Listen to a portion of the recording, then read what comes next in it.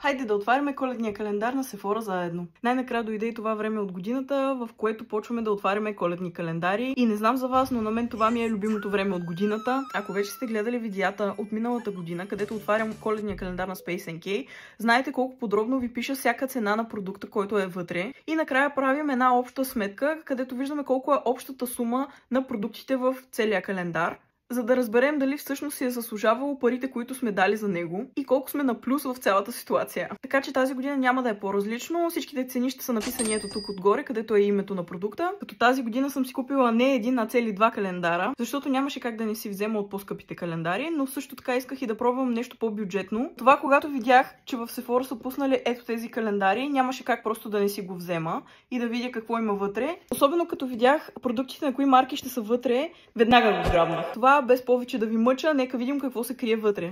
Опаковката му се маха ето така. А на гърба на това картонче има абсолютно всички продукти, които се опитвах да не видя по всевъзможни начини. Затова го оставям настрани и няма да го гледаме до края на отварянето на календар. Няма как да го държа през цялото време в кадър, защото е доста обемист и си тежи, няма да ви лъжа. Така че да започваме с номер 1, което се намира ето тук. Ето я и кутийка номер 1. Нека видим какво се крие вътре. Охо, започваме доста добре. Това е продукт на Charlotte Tilbury. Това е не просто руж, а е такъв, който блести и в случая може да го ползвате и като хайлайтър. Цветът му е Peach Gasm. Радвам се, че не е много розов, защото аз не обичам прекалено розови ружове. Предпочитам точно такива по-прасковени.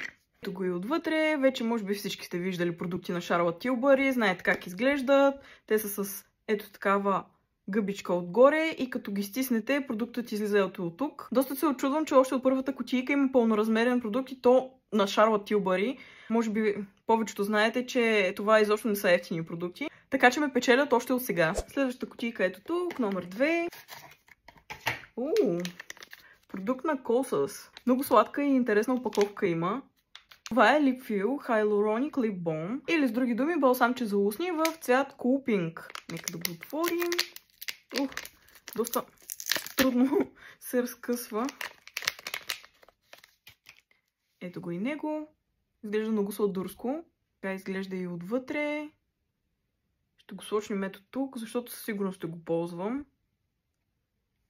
Виждате, има много лек розов оттенък. Аз в момента съм с молив за устни, така че няма да го ползвам, но със сигурност ще влезе в употреба. Харесва ми. Продължаваме нататък с номер 3. Вътре има продукт на Summer Fridays. Няма как да не ви кажа отново, че съм супер доволна, защото Summer Fridays ми е една от любимите марки. Като това със сигурност не е пълноразмерен продукт, имайки предвид, че е само 20 грама и е ето толкова.